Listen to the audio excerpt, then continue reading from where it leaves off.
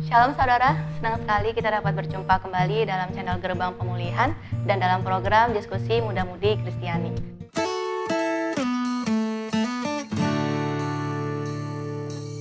Dan tentu saja kali ini kita akan berdiskusi kembali dengan topik yaitu pacaran yang keren.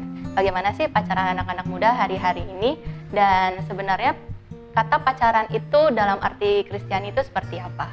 Dan tentu saja telah bersama dengan saya, yaitu Bapak Evangelis Jamino Widi Sulistija, selaku Ketua GRM Ministry yang akan menjawab setiap pertanyaan-pertanyaan yang akan saya tanyakan, dan pastinya akan memberkati saya dan juga saudara-saudara yang ada di rumah. Shalom Pak Widi. Halo. Bagaimana kabarnya Pak Widi hari ini? Puji Tuhan, luar biasa baik. Nah, Pak Widi, kali ini kan kita akan berdiskusi dengan topik yaitu pacaran yang keren. Nah, sebenarnya dalam agama Kristen itu, pacaran itu diperbolehkan atau tidak? Karena ada beberapa denominasi gereja yang sebenarnya melarang jemaatnya itu untuk berpacaran. Itu bagaimana Pak Widi? Oke, ini pertanyaan yang menarik sekali ya. Jadi boleh atau tidak menurut agama Kristen anak muda itu pacaran ya. Memang saya pernah dengar gereja tertentu yang melarang pacaran begitu ya. Jadi istilahnya kalau mungkin yang dimaksud gereja itu adalah ketika jemaatnya pacaran itu didampingi oleh penatua. Mungkin maksudnya seperti itu. Kita menghormati ajaran itulah ya.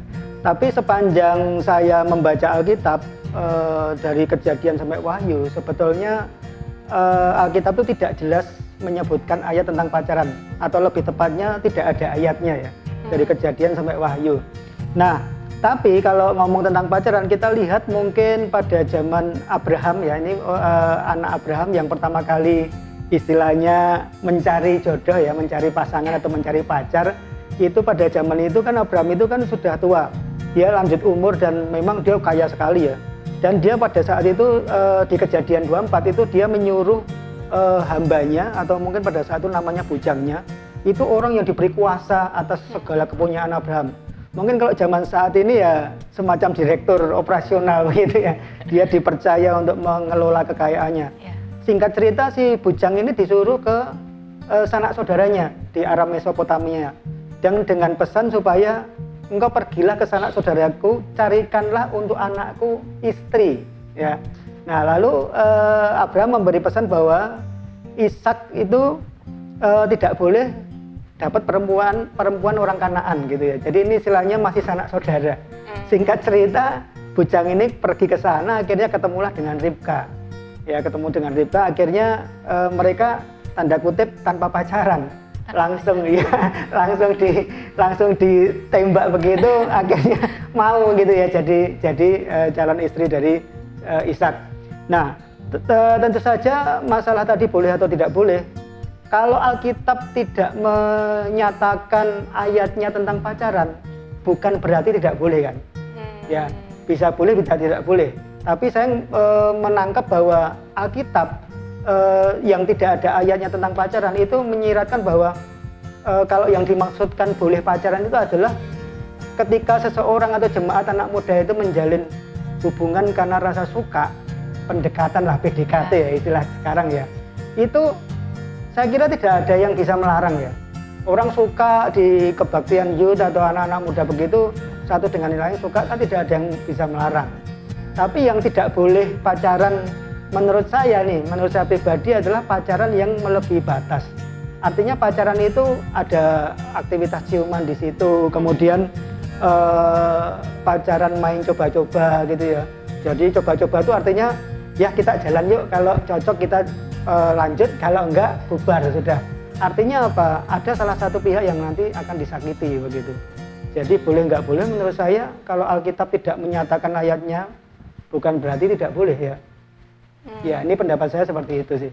Berarti sebenarnya ya pacaran ya diperbolehkan saja asalkan ya pacaran dengan hal yang benar, positif, sevisi semisi dengan tujuannya Tuhan.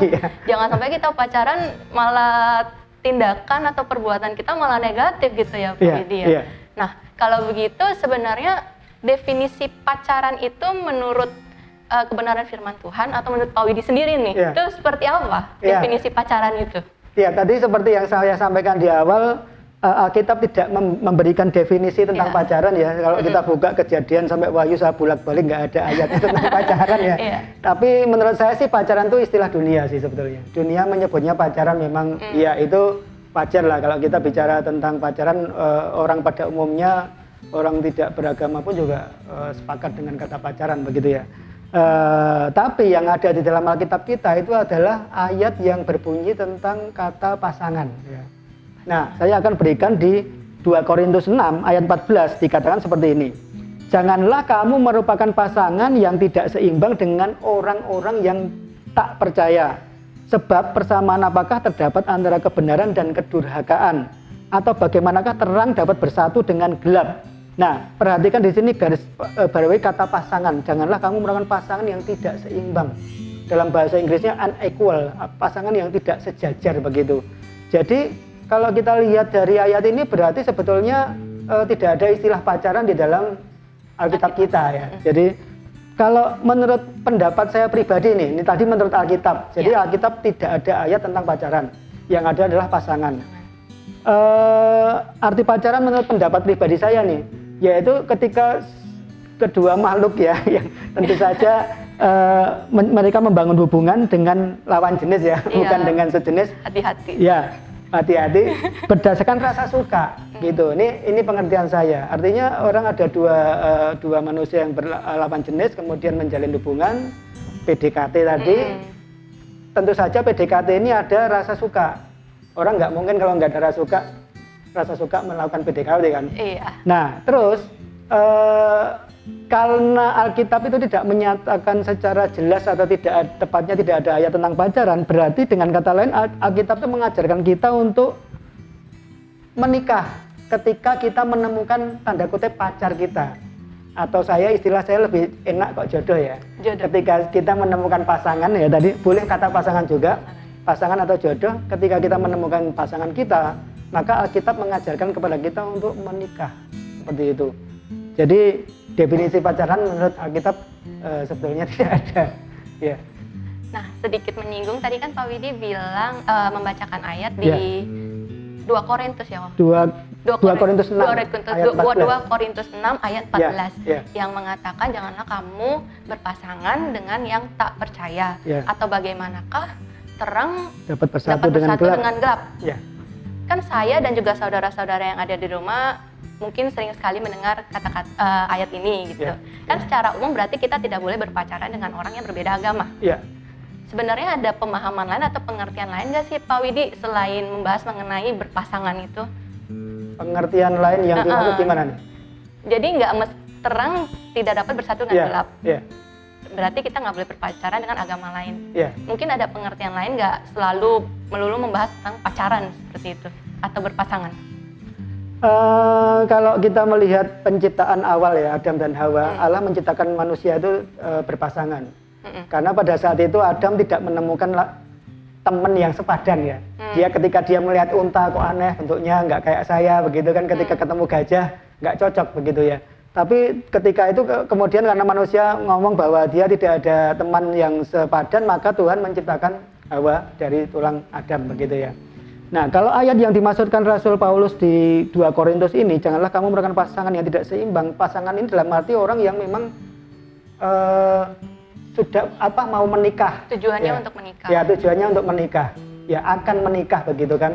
Nah, pengertian tidak seimbang ini adalah secara iman yang dimaksudkan adalah bagaimana persamaan apakah terdapat antara kebenaran dan kedurhakaan. Terjemahan bahasa Indonesia ini saya kira memang agak kurang tepat kalau kita lihat di Alkitab terjemahan lain atau King James Version yang mendekati menurut bahasa aslinya. Dikatakan persamaan apakah itu adalah persekutuan sebetulnya. Dengan kata lain, bisakah orang yang mengerti kebenaran dan tidak mengerti kebenaran itu bersekutu? Atau terang dan gelap itu bersekutu bisa enggak? Gambarannya seperti kayak air dan minyak ya, itu kan nggak bisa bersatu ya, nggak bisa menyatu ya. Jadi memang ini terkait dengan perkara rohani ya. Jadi kalau kita menikah, Tuhan sudah peringatkan bahwa janganlah kamu merupakan pasangan yang tidak seimbang. Artinya memang seimbang di sini adalah secara iman, secara rohani, setidaknya sepadan begitu. Karena ini sangat penting nantinya. ketika membina hubungan lanjut ya ke rumah tangga, itu kalau beda iman itu akan sering terjadi percekcokan pasti. Ya, karena perkara iman ini bukanlah perkara yang mudah, karena menyangkut keyakinan ya, kekekalan kita sebetulnya. Ya ini pendapat saya seperti itu. Berarti udah susah ya Pak ya, kalau misalnya Susah. udah nggak sejalan, sevisi, Iya. semisi sama Tuhan, udah susah itu. Iya. Nah, pertanyaan selanjutnya ini menurut pandangan Pak Widi sendiri. Iya. Bagaimana Pak Widi melihat orang-orang di luar sana yang berpacaran hari-hari ini nih Pak? Mungkin ada kasus-kasus yang contoh-contoh negatif dari Pak Widi sendiri? Yang saya perhatikan memang saya pernah dengar, yang saya dengar sendiri ya. Dulu kan saya aktivis persekutuan mahasiswa ya. Dulu sebelum saya aktif di persekutuan mahasiswa, tepatnya saya belum lahir baru atau belum bertobat, saya pernah dengar bahwa ketua persekutuan saya waktu itu berpacaran dan akhirnya menikah dengan beda agama. Itu yang saya tahu. Itu udah sekian tahun lalu ya. Kalau saya melihat zaman ini, pacarannya anak muda itu mengerikan sekali karena saya melihat bahwa mereka sudah nggak takut akan Tuhan ya. Kenapa saya mengatakan seperti itu? Yang pertama yang sering kita dengar ya di berita-berita, bagaimana banyaknya anak muda, remaja yang hamil sebelum menikah. Tepatnya ketika pacaran melakukan hal-hal yang melebihi batas tadi, yang saya katakan pacaran yang nggak boleh ya karena melebihi batas tadi. Artinya apa? Ini sudah menyimpang ya. Jadi kekudusan pernikahan itu sudah dihancurkan dengan hamil sebelum nikah. Dan kalau hamil sebelum nikah itu artinya akan terjadi konflik di kemudian hari. Karena tadinya rasa suka, dengan hamil sebelum nikah tadi timbullah rasa benci. Alkitab ada contohnya sebetulnya ya. Lalu yang kedua, berpacaran dengan orang yang tidak seiman, tadi sudah saya singgung ya. Ini kan banyak juga, saya kira nggak sedikit. Memang saya sendiri belum pernah mensurvei hal itu.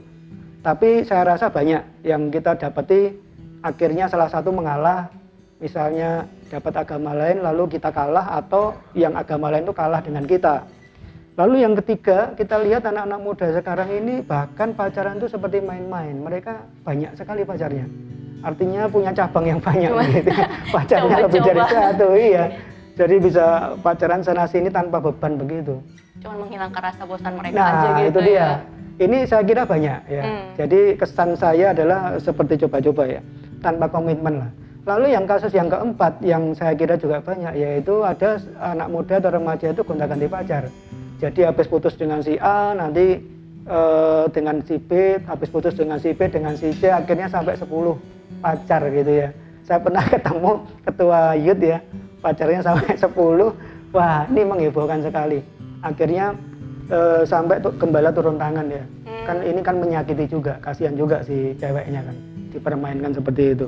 Lalu yang kelima yang mengerikan sekali adalah ini mungkin ada 1-2, tapi saya kira kalau di luar negeri udah banyak ya, pacaran dengan sejenis.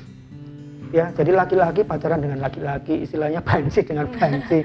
Waduh, ini mengerikan sekali ya. Alkitab sudah menjelaskan di hukuman Sodom dan Gomora itu kan seperti itu, laki-laki dengan laki-laki. Itu bukan lagi pacaran lagi, itu hubungan seksual ya. Tapi saya kira zaman ini sudah nggak mengagetkan ya, pacaran dengan sejenis ya. Udah Bahkan biasa, ya. Iya, di negara tertentu sudah melegalkan pernikahan sejenis. Nah, ini mengerikan sekali. Untung kita berada di negara Indonesia ya, yang istilahnya secara adat, secara kesopanan itu hal-hal itu dianggap tabu. Bisa jadi malah dikucilkan kalau sampai ada pasangan menikah laki-laki dengan laki-laki atau perempuan dengan perempuan. Sama juga perempuan dengan perempuan. Saya kira ini menyimpang. Lalu yang terakhir adalah pacaran usia dini ya. Ya SD saling lirik-lirik gitu ya, SD, SMP.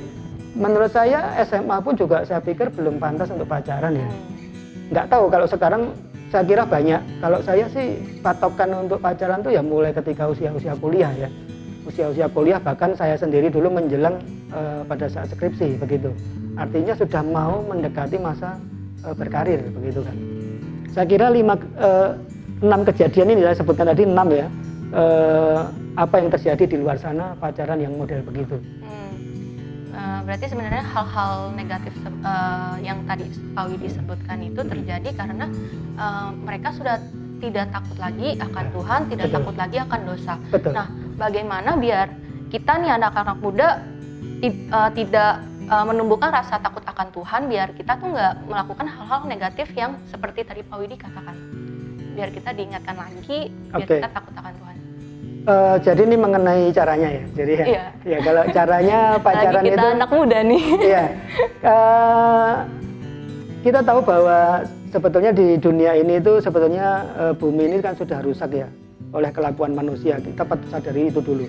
Jadi atmosfer dunia ini sudah istilahnya keruh karena setan, iblis dan pengikutnya itu memang markasnya di bumi ini. Kan kembali lagi, iblis itu kan malaikat yang jatuh ya dari langit ketiga, dari surga. Langit kedua itu bulan bintang, langit pertama itu adalah bumi ini. Nah, caranya ya jangan kita coba-coba dengan godaan atau istilahnya yang bisa membuat kita jatuh. Caranya begitu. Yang pertama adalah secara praktis ya. Saya ngomong secara praktis, pacaran yang aman begitu ya, atau pacaran yang keren tadi kan sesuai tema kita hari ini.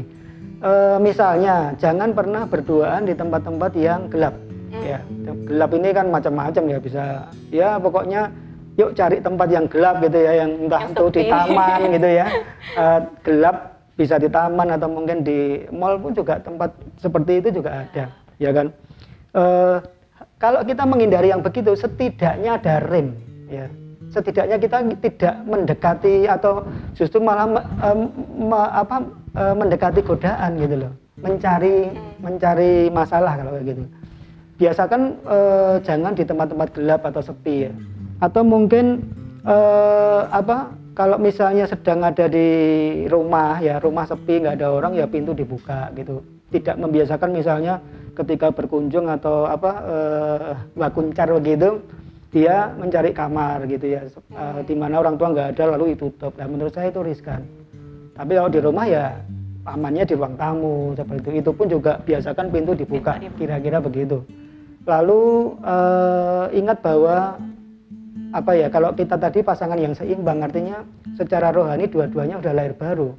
Walaupun lahir baru tidak menjamin tidak bisa jatuh, setidaknya masing-masing punya basic firman. Lalu biasakan juga misalnya mencari kegiatan yang positif rame-rame. Ya rame-rame artinya gini, misalnya ketika pacaran nonton bareng gitu ya, nonton bareng tapi dengan teman-temannya. Atau mungkin olahraga bareng bisa juga, misalnya suka apa, misalnya badminton atau apa, bisa ngajak bareng-bareng temannya, itu kan positif. Kegiatan positif. Ya, itu kan nggak mungkin kita melakukan sesuatu yang menyimpang. Kenapa? Karena banyak mata yang melihat. Kan kira-kira begitu. Atau misalnya aktif misalnya di komsel atau mungkin pelayanan-pelayanan lain yang sifatnya berdua tapi bukan berdua eksklusif tapi banyak yang melihat. Kalau perlu misalnya sudah punya kakak rohani atau pembina rohani, ya melibatkan pembina rohani, misalnya minta masukannya, bagaimana pendapatnya tentang calon saya, seperti itu kira-kira. Jadi hal-hal ini akan menumbuhkan setidaknya kita tidak mendekati godaan. Ya, boleh nggak nonton bioskop itu ya, saya kira boleh, itu kan rame ya kan. Kira-kira, tapi itu pun juga bisa dilakukan penyimpangan, misalnya ketika pas filmnya main begitu kan biasanya gelap. Nah itu, jadi kembali lagi ke ingat bahwa mata Tuhan itu melihat itu aja sih. Mata Tuhan melihat sekalipun kita mungkin merasa bahwa tidak ada yang tahu, tapi mata Tuhan itu menjelajah seluruh bumi gitu ya, jadi tahu. Itu caranya sih secara praktis menurut saya. Berarti intinya jangan pernah berduaan di tempat yang sepi, yang gelap, dan pernah juga coba-coba dengan yang namanya dosa, gitu ya Pak Widi. Nah, pertanyaan selanjutnya ini adalah pertanyaan yang menarik yang banyak ditanyakan oleh teman-teman atau saudara-saudara yang ada di rumah juga, yaitu bagaimana caranya kita mengetahui kalau pasangan kita itu ya benar-benar dari Tuhan atau tidak, gitu, Pak Widi? Ya. Wah, tadi istilahnya udah tepat ya, pasangan bukan pacar ya. Bagaimana cara kita mengetahui pasangan kita benar-benar dari Tuhan? Saya membaginya dalam 3 masa ya, supaya mudah diingat ya. Masa yang pertama yaitu masa kritis. Masa kritis itu adalah pertanyaan utama kita itu nanti akan menikah dengan siapa atau pasangan kita siapa. Menurut saya pertanyaan besar manusia itu yang paling menentukan hidup itu ada 2. Yang pertama, kalau saya nanti mati, saya ada di mana? Itu pertanyaan pertama. Kalau kita belum lahir baru, belum terima Yesus, ya pasti tempatnya jelas, ya, bukan di surga. Lalu pertanyaan kedua, pasangan hidup, ya. kalau kita pertanyaan kedua ini nggak bisa menjawab, nggak bisa tepat ya, artinya ketemu orang yang tepat, wah itu akan penyesalan seumur hidup ya. Dua pertanyaan ini. Nah masa kritis saya bilang bahwa kita belum tahu nih siapa pasangan kita kan, ya kan. Tentu saja langkah pertama kita, karena kita ini anak Tuhan, doa ya, doa, istilahnya doa sungguh-sungguh supaya Tuhan tuntun ya, atau Tuhan tuntun atau tunjukkan siapa calon pasangan kita. Seperti tadi Ishak, tapi kalau Ishak zaman dulu kan istilahnya disuruh nyarikan ya, kalau sekarang ini mungkin nggak seperti itu ya. Jadi berdoa minta petunjuk Roh Kudus. Saya yakin kalau kita berdoa, mulai serius berdoa, itu Tuhan akan memberikan sesuatu yang luar biasa. Jadi masa kritis ya nih ya, masa pertama itu masa kritis, masa-masa di mana kita tuh pengen tahu nih siapa pasangan kita.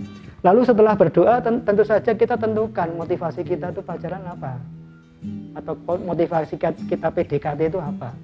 Apakah untuk senang-senang, atau untuk supaya tidak diledek teman belum punya pacar, atau untuk supaya kita itu memang serius ya cari pasangan, atau apa. Ini motivasi perlu ditanyakan nih, perlu digali nih ya, tujuan cari pasangan apa gitu kan ya. Ini masih masa kritis ya.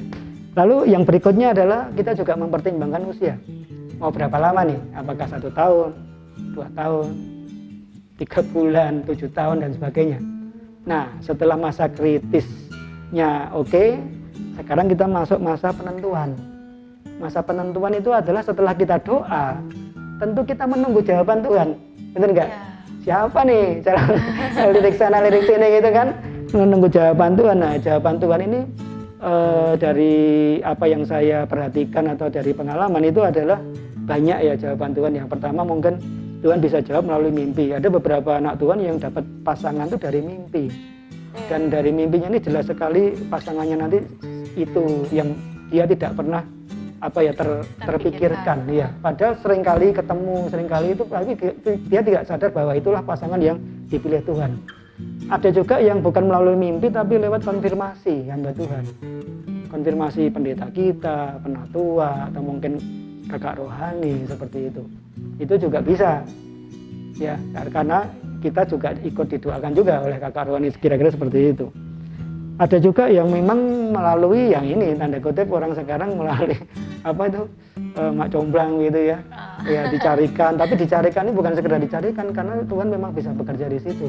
Artinya memang kalau ini selaras dengan doa tadi, saya kira melalui mak comblang itu juga Tuhan bisa tunjukkan pasangan gitu loh.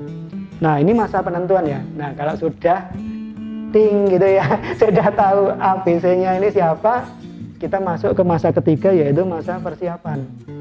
Jadi masa kritis, masa penentuan, dan masa persiapan. Nah masa persiapan ini kita mulai PDKT nih, udah kenalan nih calon kita. Ya mulailah pendekatan mungkin ke orang tuanya ya, kenal, saling berkunjung dan situ.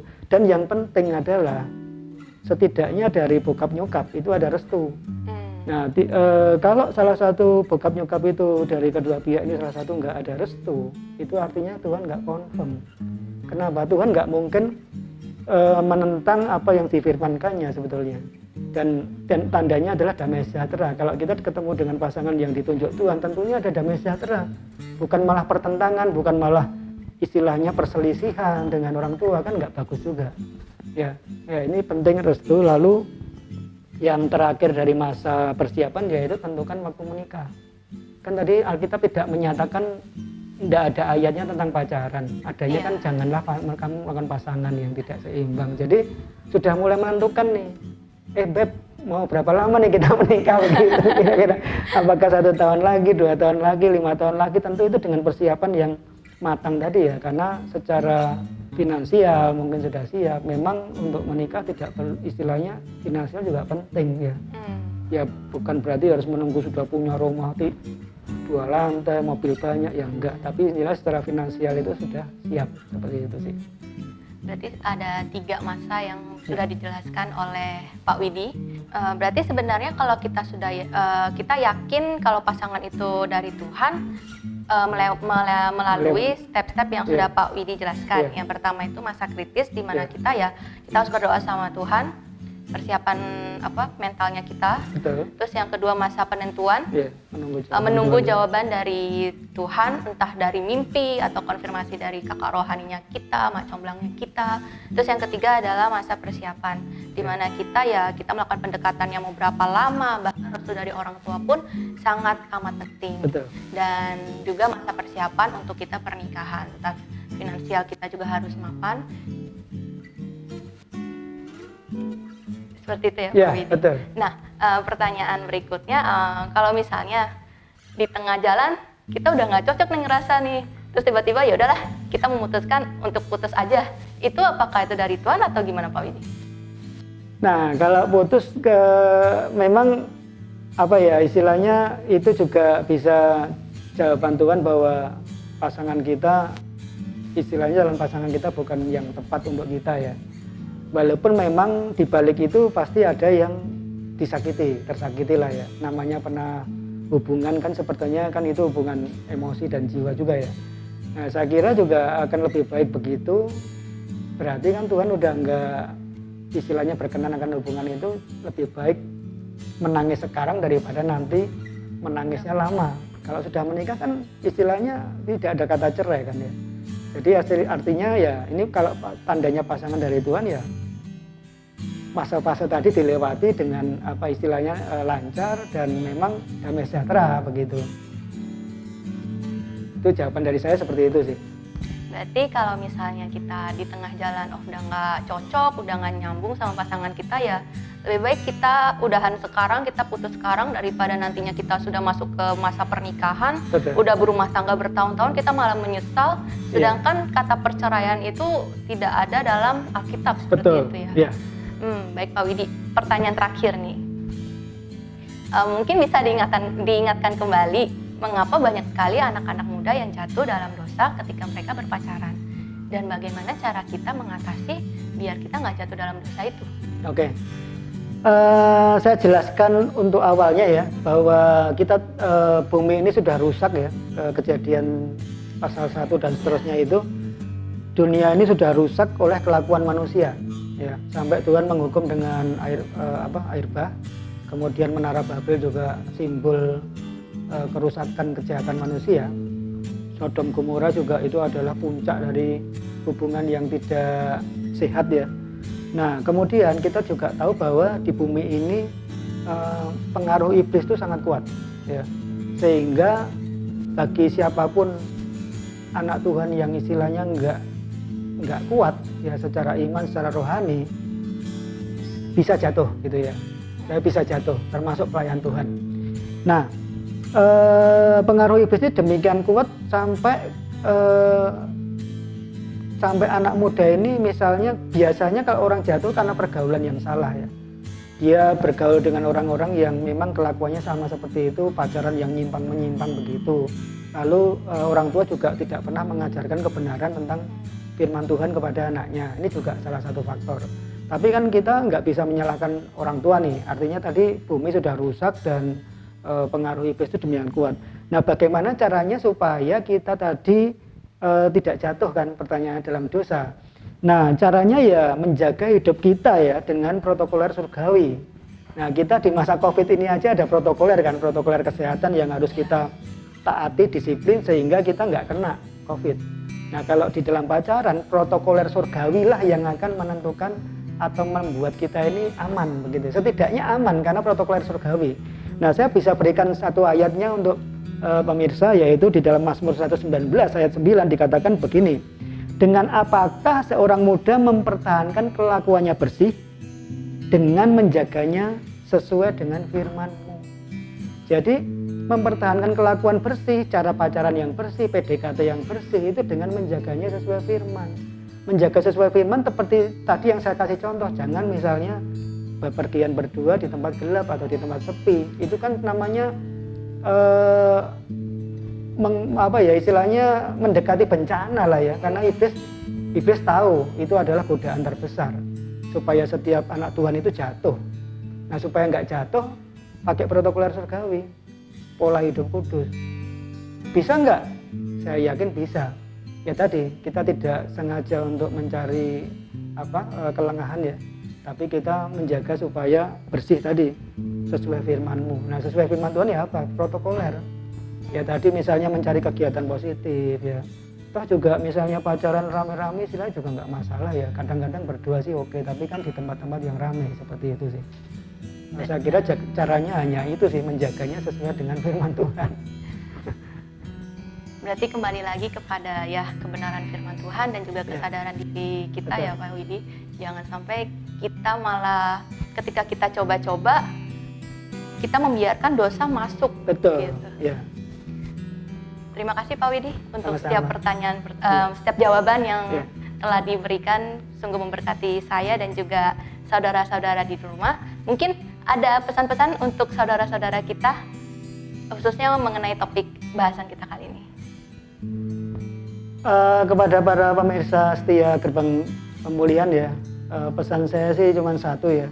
Di akhir zaman ini, godaan itu demikian besar. Saya mengajak anak-anak muda supaya menjaga pergaulan dengan baik. Dengan siapa kita bergaul akan menentukan kehidupan kita nantinya. Jadi jangan salah bergaul ya. Sekalipun mungkin orang tua tidak mengajarkan kita secara kebenaran firman Tuhan, tapi kalau kita sudah ditangkap Tuhan, firman Tuhan itu ada di dalam hidup kita akan mampu berperilaku sesuai yang Tuhan mau. Makanya selalu jaga komunikasi dengan Roh Kudus ya, jaga komunikasi dengan Tuhan sehingga setiap langkah saudara akan dituntun oleh Tuhan, tidak menuju kepada dunia ini yang semakin menuju kehancuran, tapi menuju kepada kekalahan abadi.